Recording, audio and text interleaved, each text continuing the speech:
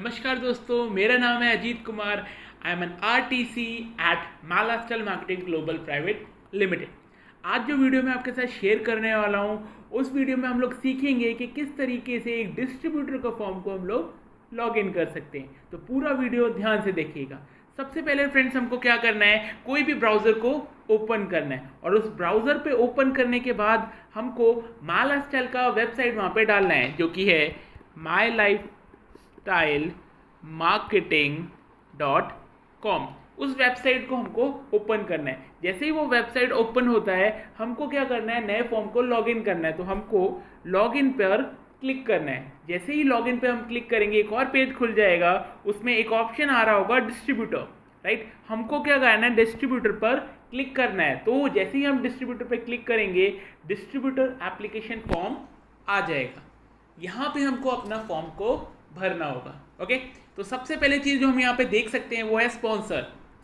Sponsor की जगह पर हमको स्पॉन्सर आईडी डालना है, यानी जो भी जिसके भी नीचे आपको डालना है उसका आईडी आपको यहाँ पर लिखना रहेगा। जैसे कि मैंने एक स्पॉन्सर, एक डिस्ट्रीब्यूटर का आईडी यहाँ पर लिख दिया।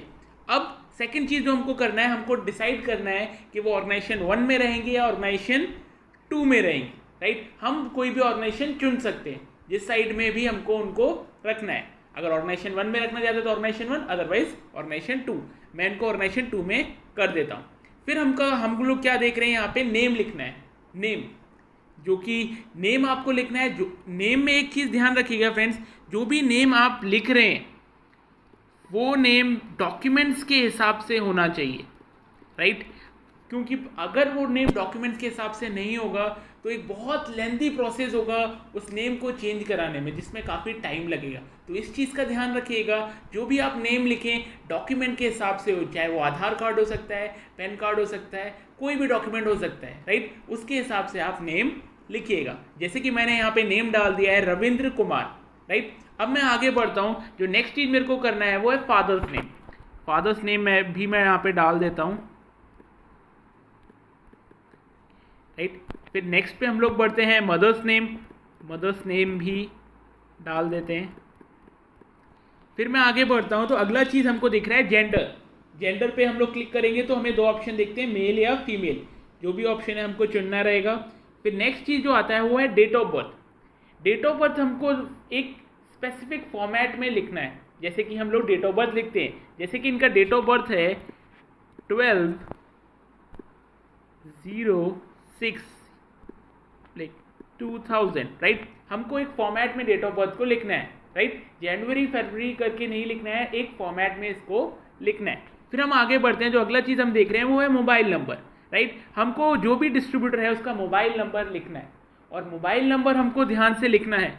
क्यों? क्योंकि जो भी नोटिफिकेशन होगा, जो भी आईडी एंड पासवर्ड होगा, वो इस नंबर पे आएगा। तो इस नंबर को ध्यान से लिखिएगा और 2 बार चेक ज़रूर कर लीजिएगा। मैं इनका नंबर यहाँ पे लिख देता हूँ,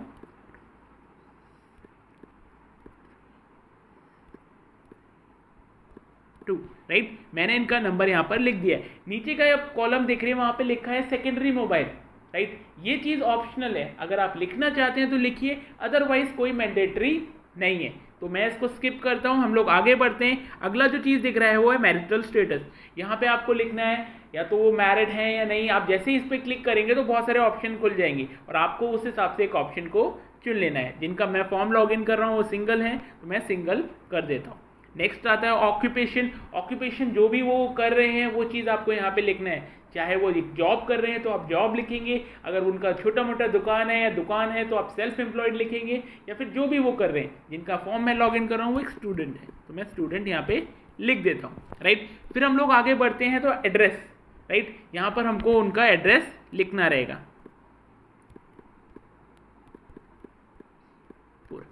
राइट। आगे बढ़ता हूँ। अगला चीज़ जो रहेगा वो आएगा स्टेट। कौन से स्टेट में आता है ये, हमको इसमें से बहुत सारे ऑप्शंस मिलेंगे स्टेट का। हम लोग को अपना स्टेट चुनना रहेगा। उत्तर प्रदेश डाल दिया मैंने। अब नेक्स्ट आता है पिन कोड।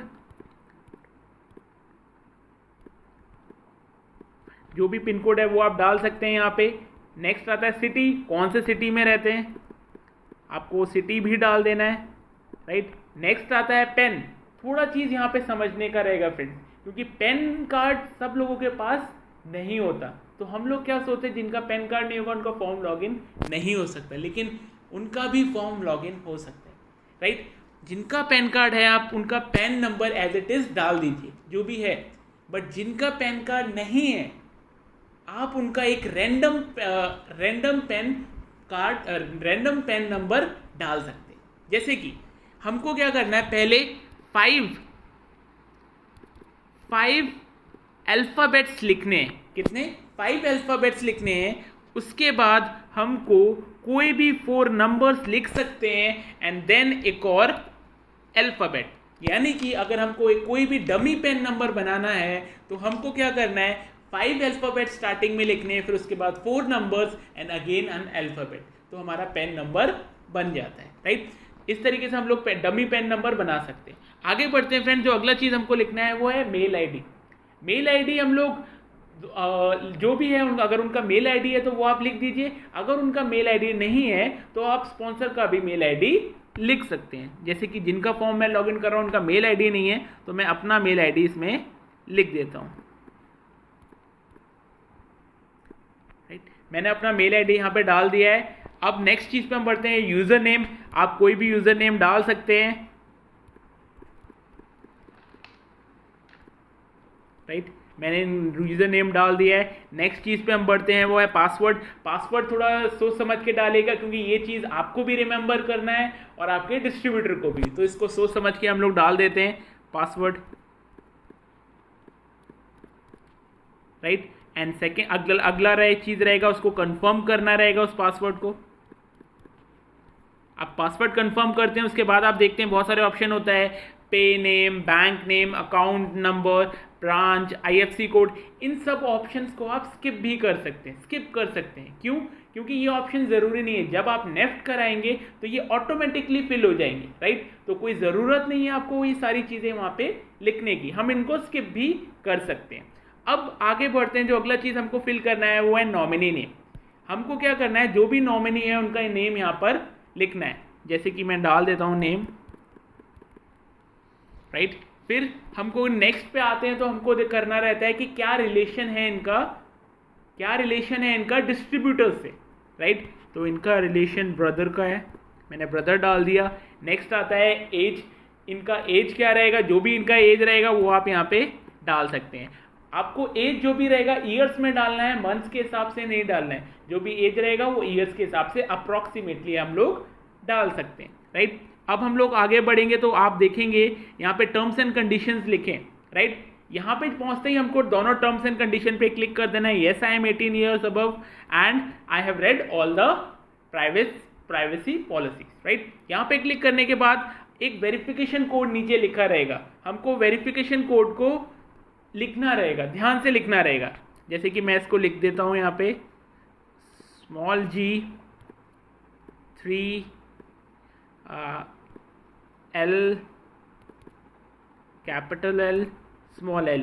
ये कोड कभी गलत भी हो जाता है तो उसके लिए आपको चिंता करने की बात नहीं है, राइट। हम लोग क्या करते हैं, आगे बढ़ते हैं, do you want to proceed, हम लोग कंटिन्यू पे क्लिक करते हैं तो do you want to proceed आता है तो हम लोग ओके पे क्लिक करते हैं। अगर आपका कोड सही है तो आपका डिस्ट्रीब्यूटर एप्लीकेशन फॉर्म बिल्कुल सीधा सीधा इस तरीके से आ जाएगा, राइट। अब हमको क्या करना है, अपने फॉर्म को एक बार रीचेक करना है, राइट। ये ज़रूरी है, एक बार यहाँ पे फॉर्म को रीचेक ज़रूर कर ले, क्योंकि अगर आपने यहाँ पे रीचेक नहीं किया तो इसके बाद आपको ऑप्शन नहीं मिलेगा, आपका फॉर्म लॉगिन हो जाएगा। तो एक बार ध्यान से सारी चीज़ आप देख लें। सबसे पहला तो चीज़ होना चाहिए कि आप उनका नेम ज़रूर देखें, जो भी नेम है उसका स्पेलिंग ज़रूर देखें। सेकेंड थिंग आपको जो चेक करना है वो है उनका मोबाइल नंबर।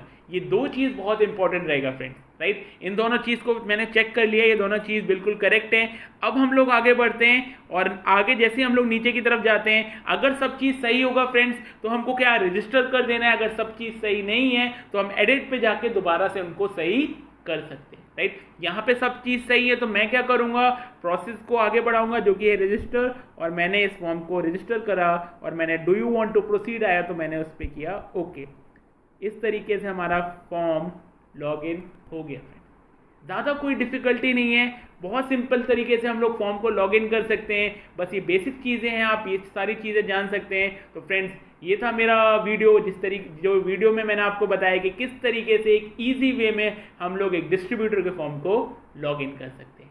अगर ये वीडियो आपको अच्छा लगा तो लाइक कीजिएगा, सब्सक्राइब कीजिएगा और बहुत सारे लोगों को ये वीडियो शेयर भी कीजिएगा।